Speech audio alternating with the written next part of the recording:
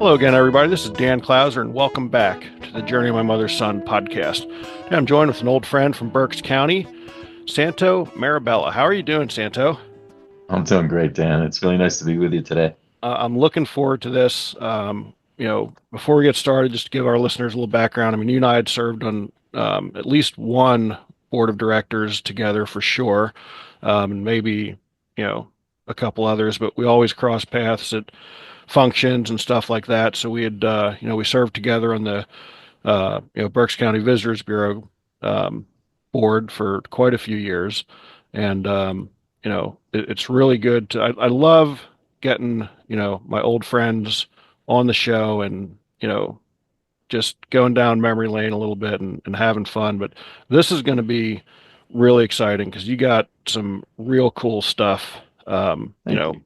getting ready to unravel here right after this show goes live. So, I'll kind of let you introduce yourself. I mean, you're a writer like myself. You're professor, filmmaker. So you're wearing so many different hats. A dog lover, like Mm. like me as well.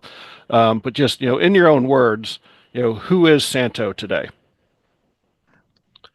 He's a guy that keeps trying to show his gratitude for all the things that he's been given, all the gifts that he's been given, and finally realizing that it's okay. I mean, I am grateful and I always be grateful, but it's okay. I don't have to keep paying it back. I like paying it forward, but I've just had many opportunities, many gifts that as we're going to talk about being adopted.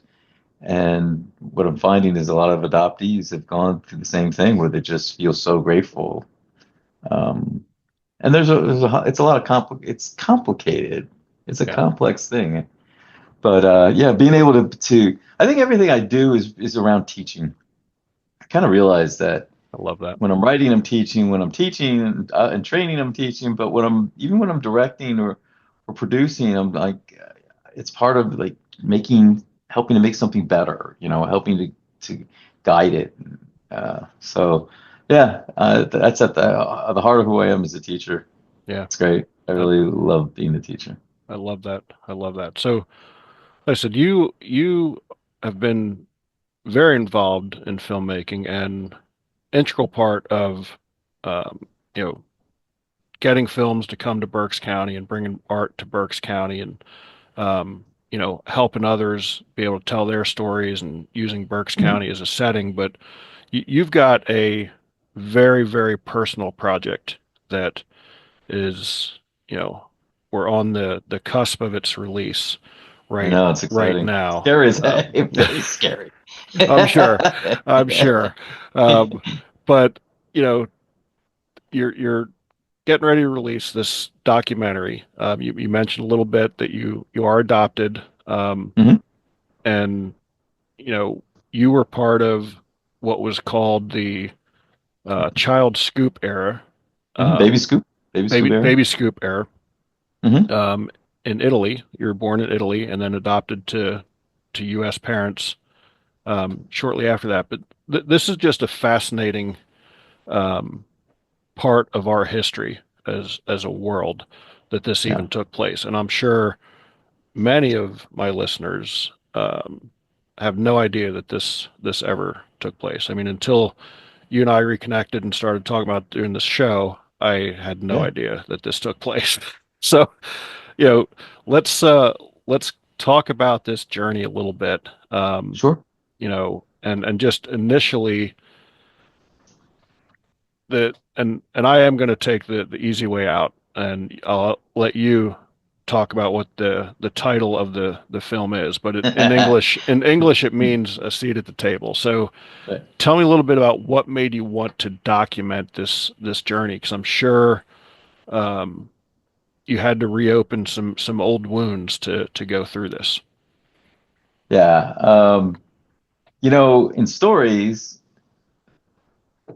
certainly on scripts and for film and TV, there's always an inciting incident. There's always something that happened that you're going this direction, and all of a sudden, you're like detoured. So for me, that, and even though it's not a narrative film. It's not a, it's a documentary, which is not scripted. There was this inciting incident, and that was between 2021, mom died. 2023, my dad died. 2020, my mom died. 2021, my dad passed, and in 2023, my cherished dog Raphael died. Rafi. And I woke up just like my everyday family's gone. Yeah. I don't have a partner currently. I don't have siblings here.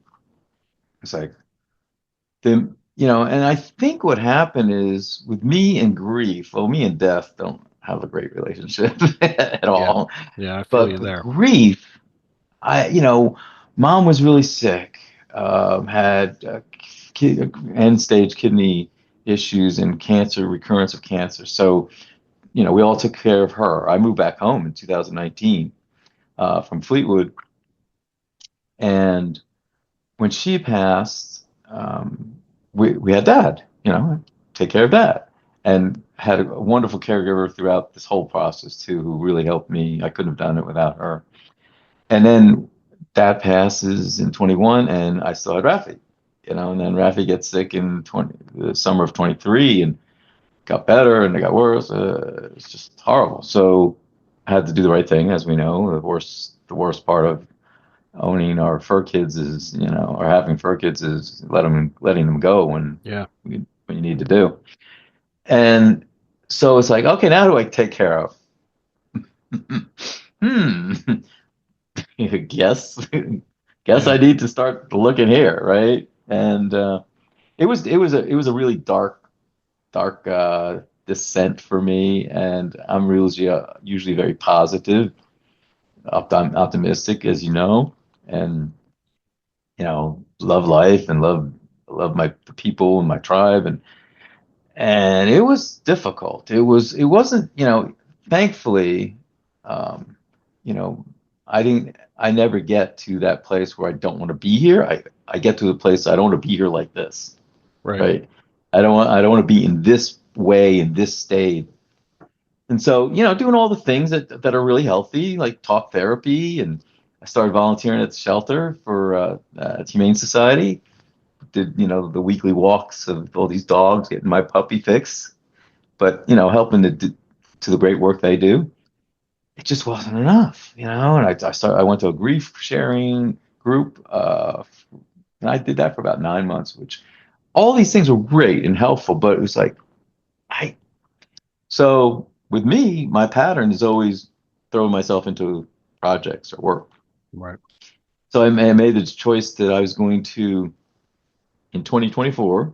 This was back in 23. 2024, I'm going to have this. I'm going to do some event at the shelter for the dogs and honor Braff. I had a play of 5 different one acts that I was going to put together and have a production.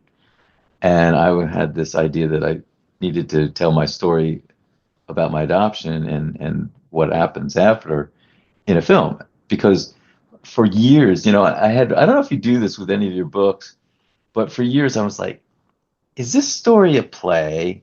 And I kind of wrote it as a play. Is this story a feature film? I had outlined for a book. I had outlined for a talk. I'm like, finally, knowing Tracy as well as I do, Tracy Schott, it's like, and she had done amazing 2 films that were documentaries, well, at least 2, but 2 that in particular, Finding Jen's Voice, and then From the River, which is about Berks County. Finding Jen's Voice about intimate partner violence. And it's actually 10 years since she did that. Yeah. So I was like, okay, that's the medium. This is a documentary. And I called her with another one of my crazy ideas, which is which in 16 years of working together, she was probably used to, but this was the craziest of all.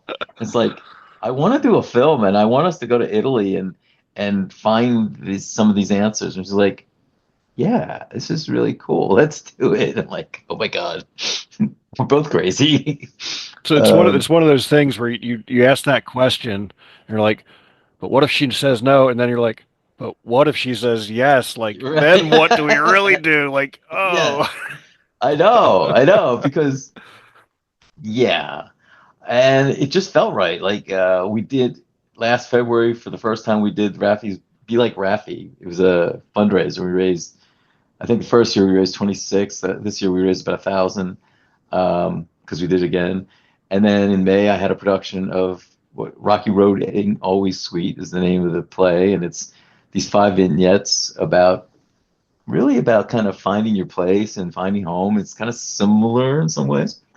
And we went to Italy in last September and October and made a movie. We did some filming here, obviously in Reading, and came back and did some more filming in Reading. But yeah, like tomorrow, it'll have a premiere in Italy. It's a screening, as I say, a screening in Italy, private screening for the supporters and folks in Italy.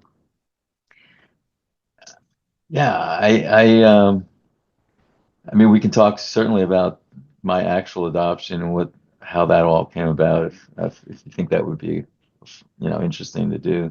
yeah, absolutely. I think we're gonna dig into a lot of different things on this one for sure. But Yeah, you know, so with the project in particular, like you said, you reached out to Tracy Schott, who's again another incredible human being that we both know. absolutely. You're certainly much closer to her than I ever was, but um, you know, going through the process and now, you know, being as close to the finish line, like go through some of those emotions, Mhm. and how did these emotions differ from other projects that you've done because it's so personal to you?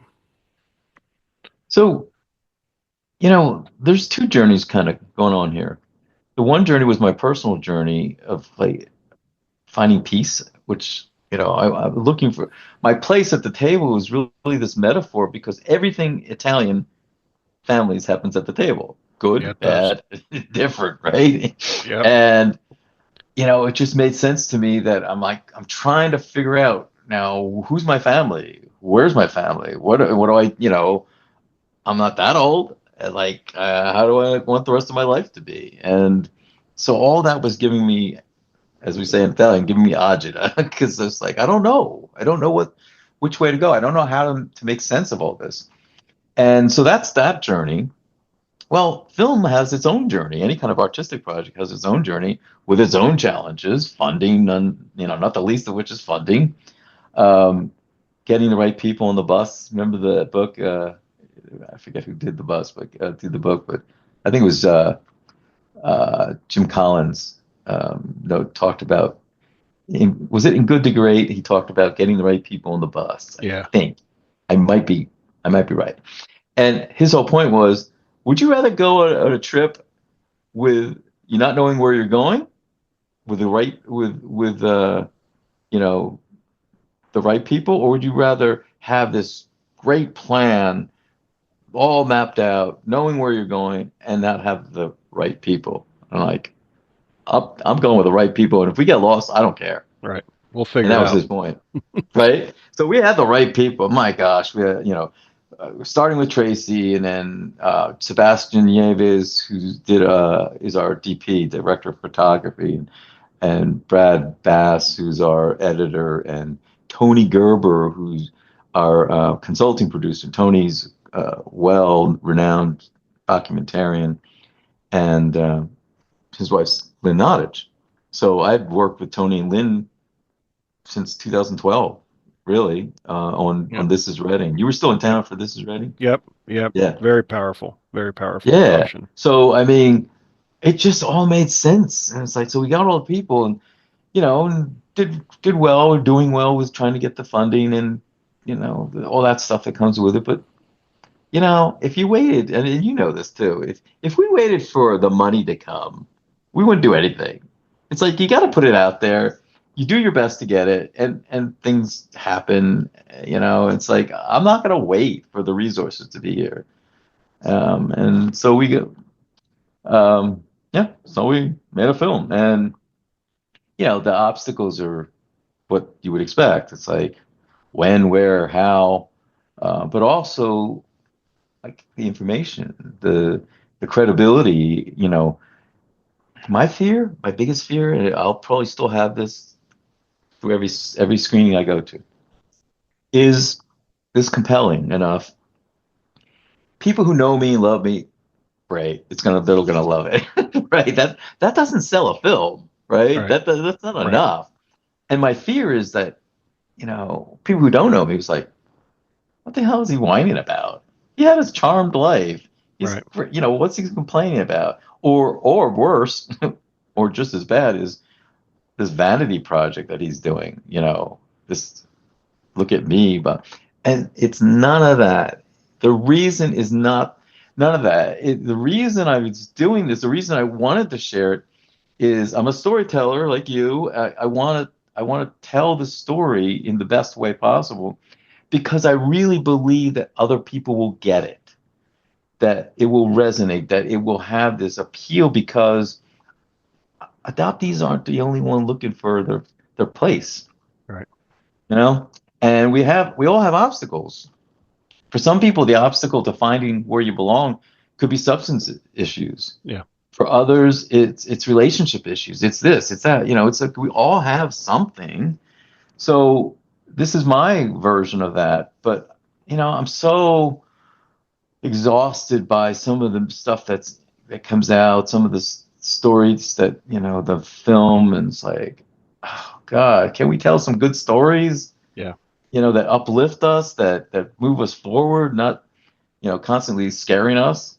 I mean, uh, I know I don't like horror stories, so it's me, but Right. still, like, come on, like, make me laugh, make me cry, but Yeah. scaring the Yeah. crap out of me, I'm not so sure what that gives me. Yeah. I agree with you there for sure. So, So yeah, we started on this journey, and I feel like um, I think I'm getting to the point where I can see, okay, maybe it will be compelling, it will be it will resonate. The story, like you said, the context, um, most people don't know about, and that was not just in Italy. It was in Australia, New Zealand, England, Belgium, you name it. wow. 400,000 babies were orphaned, as in the verb, orphaned by the government or by the church or by both. And the US was complicit. They were part of it. But it started as a good intentions, and we know where that can go. Yeah. Yeah.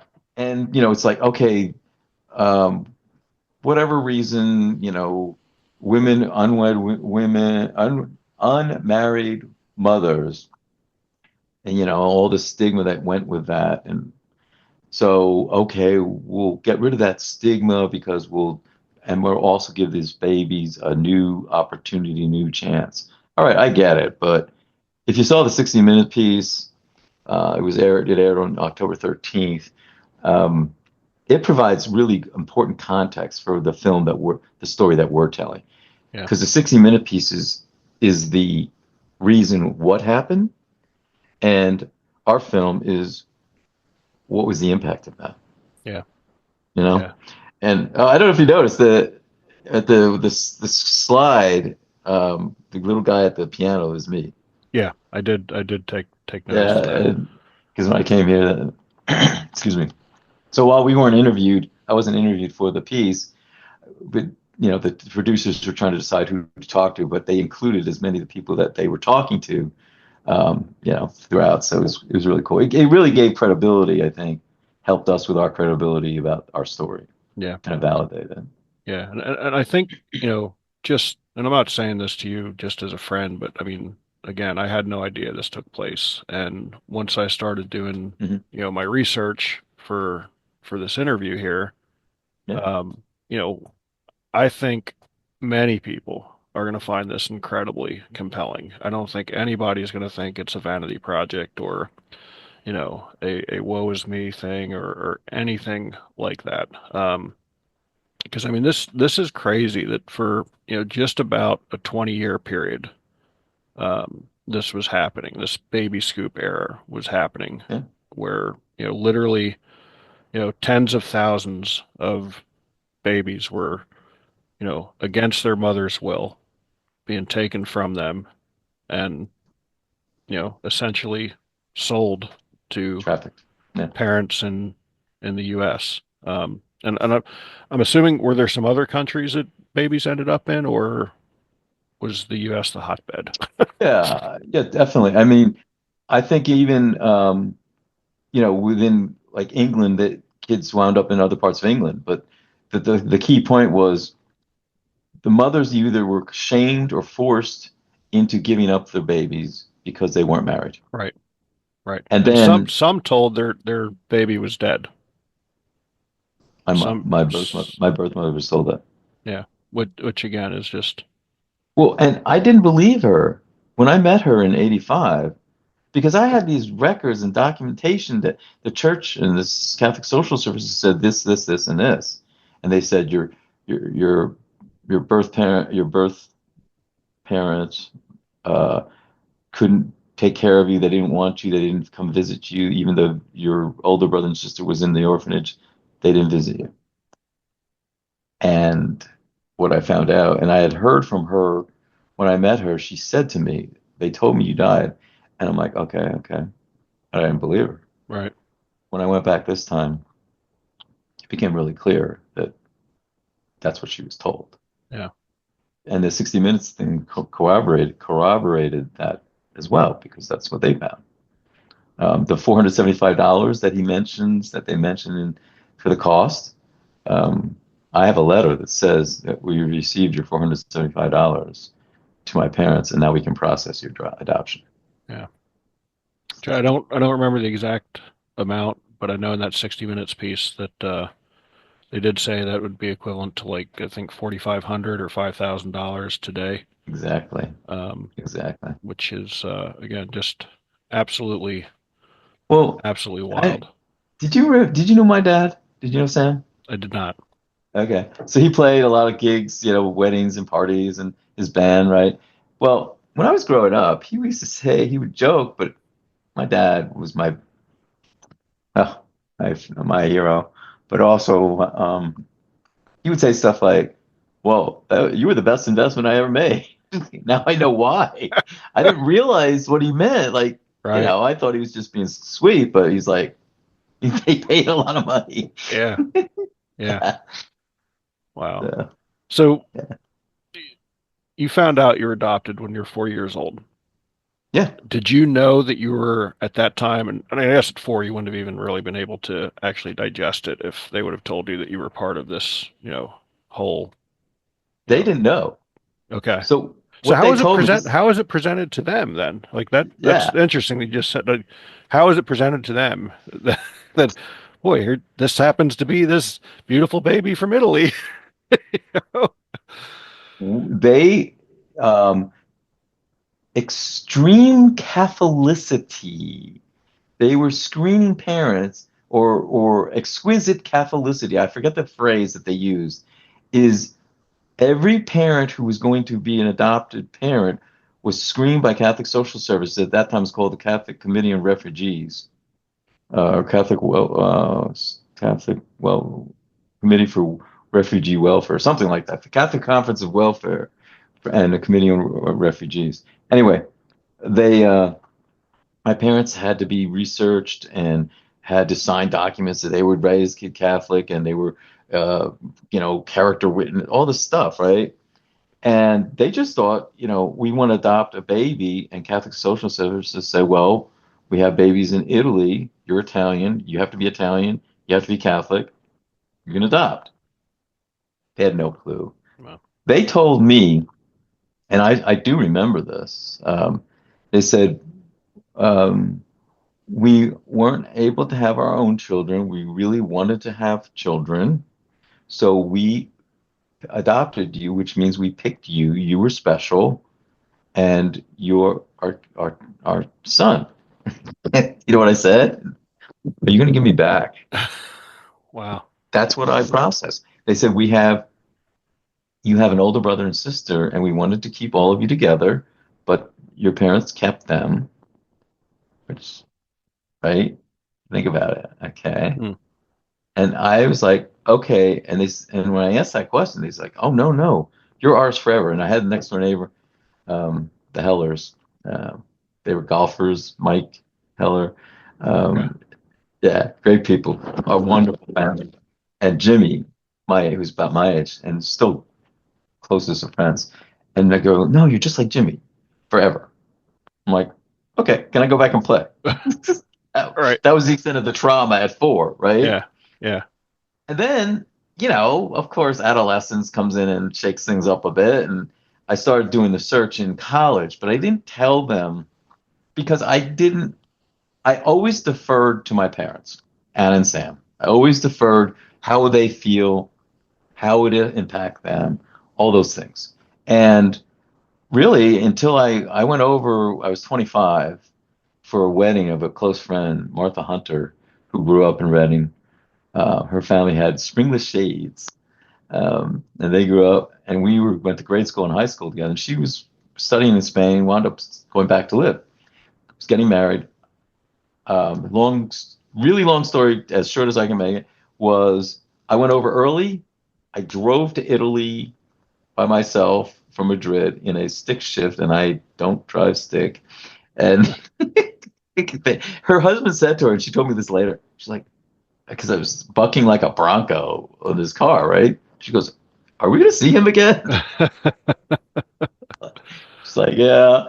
So had the reunion, which was also, explained more in the film. But that's when I met them for the first time. And, you know, I here's the thing about adoption. Reunions, I always thought, now I have all the answers, right? And I didn't. Probably had more And questions than what you started with. yeah, and I mean, I saw them 5 times before in 19-year period. I saw them 5 times and met the birth parents a few times, but saw my older siblings. And it was great, and I'm glad, and I have no regrets, and I'm so happy to know them. It did not answer the questions because what I learned as we did this research is regardless of how good the adoption is, and mine was great, regardless of having a reunion or not, and I had a reunion, there are these questions, and they call it the fog. When the fog is lifted, the fog being, oh, you were so lucky, it was a gift, you were grateful, you should be grateful, all these things. I had the fog for most of my life because I felt so um, so lucky, so fortunate, and so I spent my life trying to be grateful, trying to make sure I acknowledged and showed and demonstrated my gratitude to my parents first, and then to the entire world after. Yeah. Because look, all these things that I did, teaching, doing volunteer work, leadership, Berks Arts Council, um, starting the film office, starting with Tracy, the film festival. Like, what the heck did I think, But that's what that's what I did because that was a way to demonstrate I'm really, because there's always this fear that was it a good decision that they did? Right. Did they make the right decision? Did they regret it? Oh, not if I could help it. Right. And that's exhausting. Yeah. It's an exhausting way to live. And there's never any peace. So I think part of what I wanted to find is like I needed some answers because things didn't make sense. There was too many, so what you're going to find in this film is that it's not Dateline NBC, nothing wrong with that show. It's not a clinical documentary or, typical documentary, nothing wrong with that. That's a great thing too. It's we almost present it like a narrative. Here's a story, and then you get to decide what do you think? We're not hitting anybody over the head with this is what happened. We have facts. We're basing it on facts and what we know and trying to really show it in the context of this bigger situation, the baby scoop thing. Yeah. But I love the way Sebastian and Tracy created this, the way it was shot, because I think it's beautiful. I think, the backdrop of Italy and the people here and the people there is just, should make it really a pretty story, a pretty film. No doubt about that, right? Yeah, My doubts are right. Is it, does it resonate enough with people? Is it universal? yeah. So how old were you when you learned that you were part of the baby scoop era? And like, then what did that do to your psyche that you're like just again part of this whole, again, call it what you will, but at the end of the day, it's child trafficking. Um, Last year. Really? Yeah. Wow. I mean, I think over the years of knowing, there's this gentleman from Milan who was also adopted from Milan to the United States, grew up in the United States.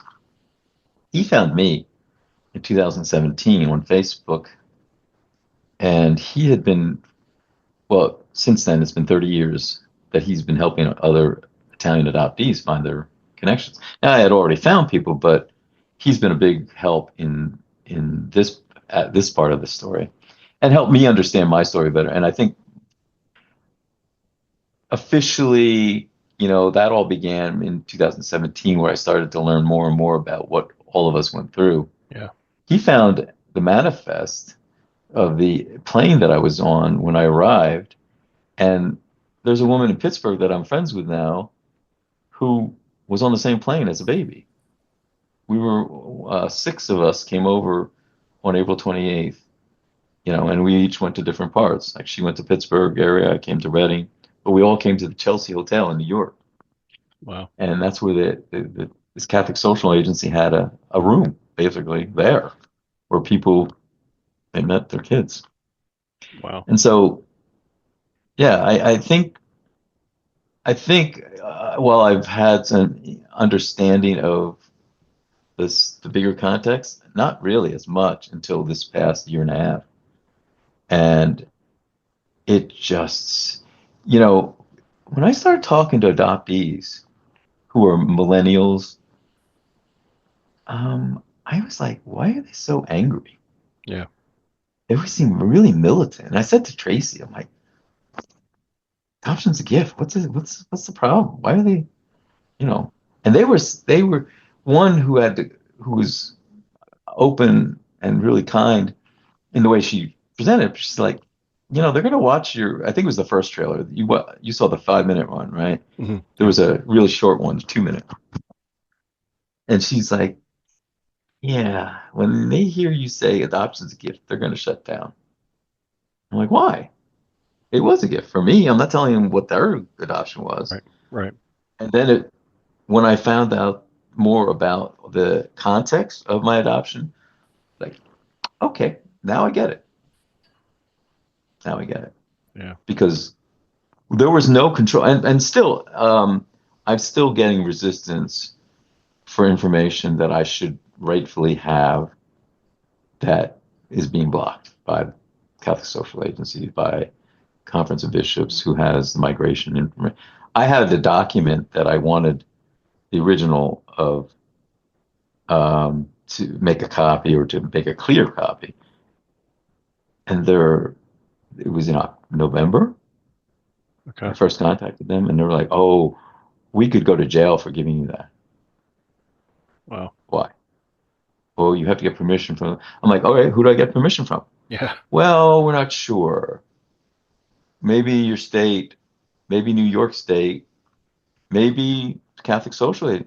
I'm like, and then it's we're in, we obviously taped this earlier than it's released, but it's still I didn't have the information for months. Yeah.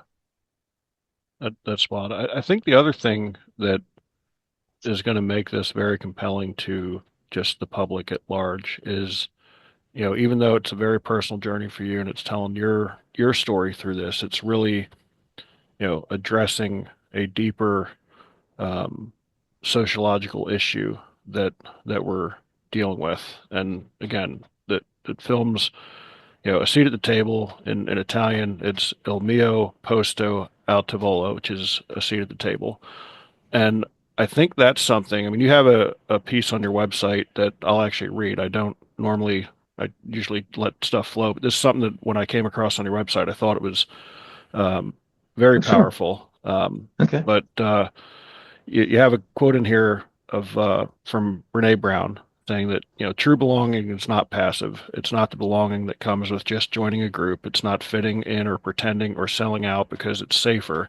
It's a practice that requires us to be vulnerable, get uncomfortable, and learn how to be present with people without sacrificing who we are. And you have another quote in here, just talking about some statistics from the U.S. Surgeon General, um, where he warns that loneliness is associated with a greater risk of cardiovascular disease, dementia, stroke, depression, anxiety, premature death. And, again, that's something that goes far beyond just adoptees. So I think you're addressing this and, bringing it more to the forefront of a seat at the table. Because as human beings, we all wish to belong, like we all want to be part of something bigger than us. I mean, whether you're an introvert or an extrovert, like you Hmm. want to find your tribe. You want to, find those people who make you feel comfortable. And, you know, as great as, you know, social media can be if it's used properly, which sadly it's not used properly by the vast majority of the public. Yeah. Um, Right. but it has separated us in a lot of different ways. So, you know, just talk a little bit more just about, that concept of finding your seat at the table. Um, you know, how the journey of that, finding where you belong just in life in general. Yeah, part of it's being an only child, I think, and growing up as an only child, even though I have four siblings in Italy. But my experience of life is not as a sibling. I have nieces and nephews. You know, I have here in the States, I have nine godchildren, Oh, you know, which I always joke, always a godfather, never a dad. But it's like, it's like I have really created my family, and I keep forgetting that because we've decided that family is blood, even if I know in my head that my family was always not blood, and now it includes my blood family. Um, but this loneliness piece is for me has been the most difficult because um, and I guess it was so confronting with the deaths of my parents and Rafi. It's like, okay, like life, the next 30 years, I could be around for the next 30 years. Is how I can't work myself to death. I mean, I can, I have right. every time, I look back at my life and think the different challenges I had when it was such a low point. I throw myself into projects, into work, into doing things. Better than sitting at a bar stool, right, Right. for Yeah. hours and hours. Yeah. Okay, but still not real healthy. Right. Still not healthy. Absolutely.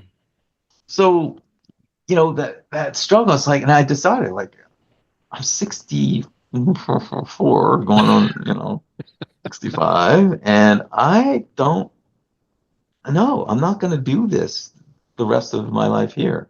It's got to be different. So thinking about getting another dog, thinking about, like being more open to relationships, not always, the what I've learned about adoptees as the more I talk with them, the more we research, so I am not the only one that has had these issues. Right. Thankfully, I feel like misery does love Yeah. company, Yeah. That it but does. only if we can get strength from that fact, not Right. because, oh, haha, you have it too. No, it's like, all right, it does feel somewhat comforting to know that you're not the only person. So what do we do with that? Like, there's groups of adoptees, and I'm like, I would never have thought that. It's like I dealt with adoption years ago. I was fine. I wasn't. Yeah. I didn't know that. I didn't know how complex it was because guess what? If I went there, there's a chance I would hurt my parents' feelings. There's a chance that Anna and Sam would have been. They never said don't. They never got in the way. When I came back from Italy the first time, I told them who I met, and I always deferred. Again, I said I met my siblings, my brother and sister, and I met their parents. Right? It was the wording, it was the pronouns, it was all Hmm. these things. I was really careful. Um, and that's how it was all the time my parents were alive. But I don't even know if I would be doing this if my parents were still living because, well, they would have gotten it here. They might not have gotten it here. It may have been Right. so hard to process. Right. I don't know. I maybe I give them maybe I don't give them enough credit, but it would have been maybe it was me that was having, because I couldn't even call Assunta, who is my birth mother. I couldn't. I would say the birth mother. I would say my brother and sister's parents, Hmm. because look, my parents are Anna and Sam. They will always be Anna and Sam. Right. But my birth mother and father are Assunta and Antonio.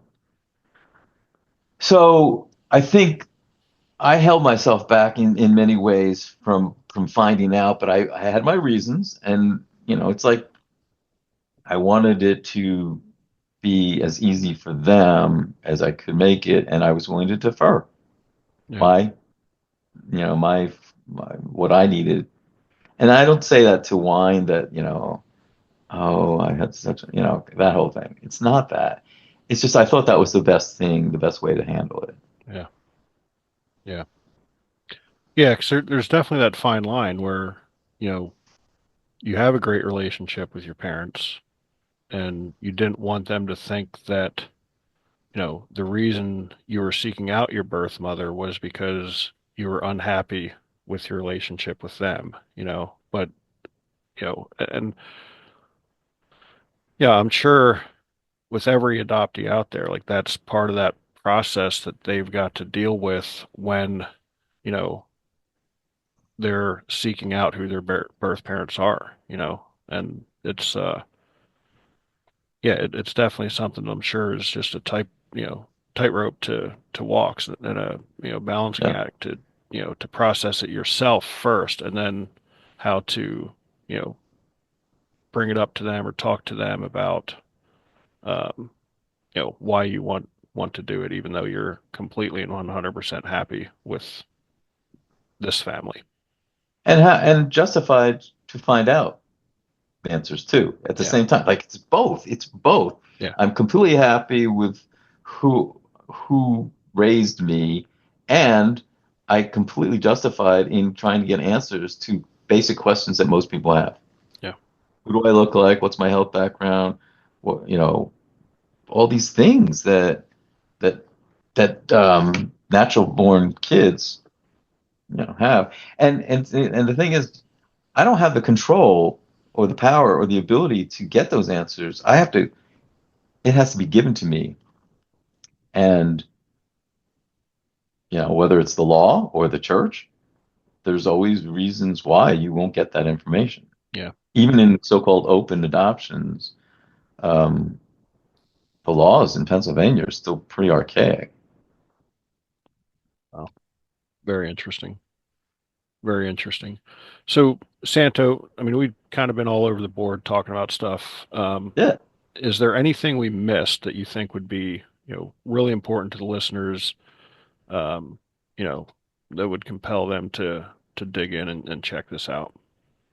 There's it's never too late to kind of find your place. I mean, originally I said we originally, the name and stuff was more about seat, and then it morphed into this notion of being your place. And like that's really powerful for me to like to have we all want to have our place somewhere, whether you see it as a seat or whatever, but I don't think it's too late to do that. And whatever holds us back, whatever or got in the way of us feeling like we belong somewhere, it's worth pursuing that. And look, I did a lot of this before there was the internet. I searched across the world before we had the internet, and you can do it. And these days now, um, the only obstacle is ourselves and asking ourselves, am I ready to do this? Am I committed to doing this? And, do I have the support that I need to get through it? Um, Whatever that is. I think people have asked me, oh, so did you find your place?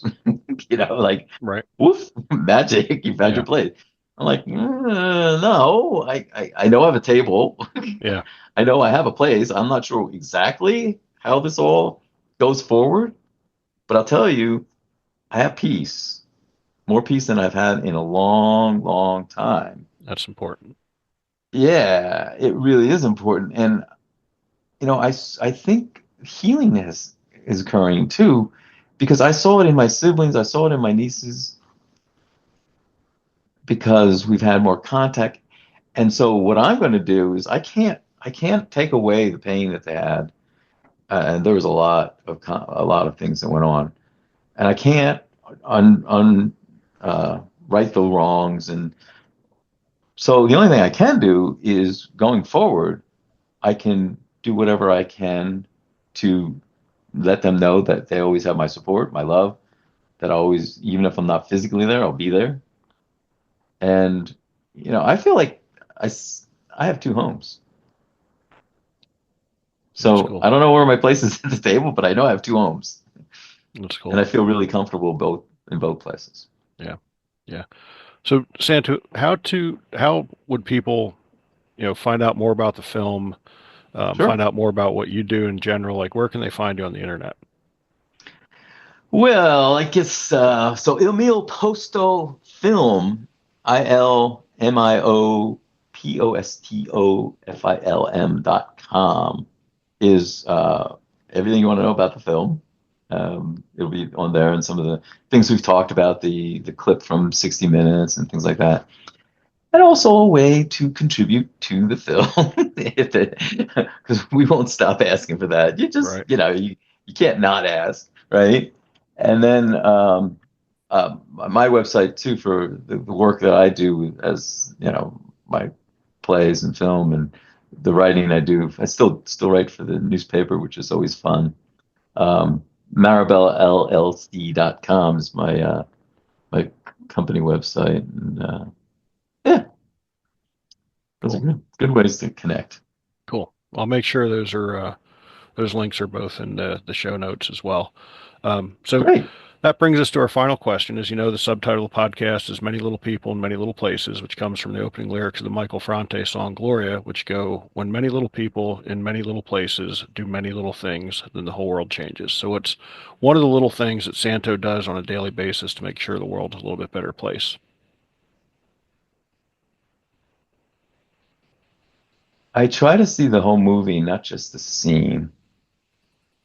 And so what I mean by that is, and there was a meme that was really kind of powerful for that, even though it just looked like a silly, simple thing. But it said, just be kind because you don't know what people are going through. Yeah. And I'll never forget, I was in the emergency room one of the many times with one of my parents, and the ER doc was trying to say blah blah blah. This is what's going on. And I'm like, you just seeing the scene. I know the whole movie. I know how we got here. So let me tell you how we got here. And it actually resonated with the doc. Yeah. And they said, I get it. I get what you're saying. And so it constantly reminds me that my reactions, instead of having responses, I want responses, not reactions to people. I want to be thoughtful. I want to be considerate. And I'm not always, many times, Yeah. because I'm human. So what's helped me is to just constantly remember I don't know the whole film, or I don't know the whole play, because I'm thinking film and theater all the time. All right. I don't know that whole thing. All I'm seeing is one scene, and I need to remember that. And it does help when I make myself conscious of it. and present to it, because being mindful, gosh, that's one of the reasons I love Brene Brown, for what she brings to that, and so many amazing people bring to that. Taylor Eckhart, so many people. Yeah, absolutely. I love that answer. Thanks. Santo, this was a great conversation. I really appreciate you Thank taking you the so time. much, Stan. I loved having the conversation with you. I really appreciate it. No problem at all. And for those out there listening, be sure to check out my other podcasts and blogs at journeymymotherson.com. While you're there, check out our Pay It Forward program, where you can buy a copy of one of my books, and Sandy and I will donate it to someone along our travels. Santo, again, great conversation. I wish you the best of luck with this project. I'm sure it's going to change people's lives. And like I said, you have your village to put this project together with you. Like I said, I know, you and Tracy get together, special things are going to happen. So thanks again for taking the time. This is a great conversation. Thank you so much, Dan. You bet. Take care.